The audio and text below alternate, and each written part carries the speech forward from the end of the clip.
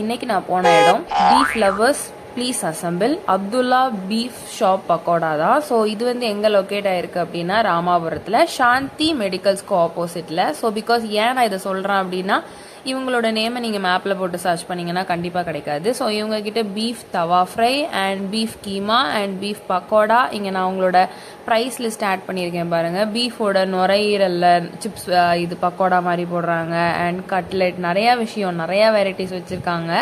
இவங்கக்கிட்ட நான் என்னெல்லாம் ஆர்டர் பண்ணி சாப்பிட்டேன் அப்படின்னா இவங்களோட சூப் தான். ஸோ இது வந்து நான் வந்து ஆல்ரெடி ஒரு மாதிரி கோல்டிஷாக இருந்துச்சு. ஸோ இவங்களோட சூப் அப்படியே தொண்டைக்கு பயங்கர இதமாக இருந்துச்சு. ஸோ நீங்களும் யாராவது போய் ட்ரை பண்ணணும்னு நினச்சிங்கன்னா கண்டிப்பாக போய் ட்ரை பண்ணுங்கள். இதுக்காகவே நீங்கள் கூட அந்த கடைக்கு போகலாம். ரொம்ப நல்லா இருந்துச்சு. அண்ட் பீஃப் பக்கோடாவும் நான் வாங்கி ஃபஸ்ட்டு ட்ரை பண்ணியிருந்தேன். பீஃப் பக்கோடாவை சாப்பிட்டு முடிச்சுட்டு எனக்கு இன்னும் கொஞ்சம் ஏதாவது சாப்பிடலாம் அப்படின்னு ரொம்ப அப்படைசிங்காக இருந்துச்சு. ஸோ அதனால நான் வாங்கினது என்னென்னா இடியாப்பமும் இந்த பீஃப் பாயாவும் தான். இதில் இவங்க கடையில் என்ன ஒன்று அப்படின்னா நீங்கள் இடியாப்பம் தனியாக தான் வாங்கணும், இடியாப்பத்துக்கு சைட் டிஷ் தனியாக தான் வாங்கணும். நீங்கள் சப்பாத்தி கூட இருக்குது, சப்பாத்தியும் வாங்குறீங்க அப்படின்னா சப்பாத்திக்கு தனியாக நீங்கள் சைட் டிஷ் வாங்கிக்கணும்.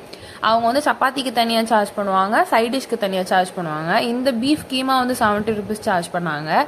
எனக்கு இடியாப்பத்து கூட வச்சு சாப்பிடும்போது எனக்கு ஒன்றுமே தெரியல.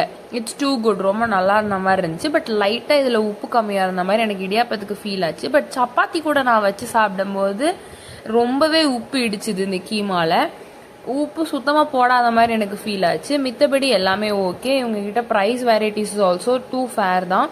அப்படியே போயிட்டு இருக்கும்போது நான் வந்து மதுரை ஜிகிர்தண்டா வேற பார்த்துட்டேன். ஸோ நம்ம காரசாரமாக சாப்பிட்டு முடிச்சுட்டு இனிப்போட சாப்பாடை நிப்பாட்டலனா எப்படி? ஸோ அதனால இங்கே வந்து நாங்கள் வாங்கினது தான் ஸ்பெஷல் ஜிகிர்தண்டா.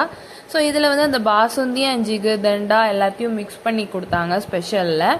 உங்ககிட்ட காமிக்கிற பார்த்தீங்களா, இதுதான் அதோட அவுட்புட். பக்காவாக இருந்துச்சு. ஸோ அதையும் சாப்பிட்டுட்டு அடுத்து இதையும் சாப்பிடும்போது அப்படியே குளு குளுன்னு இருந்துச்சு.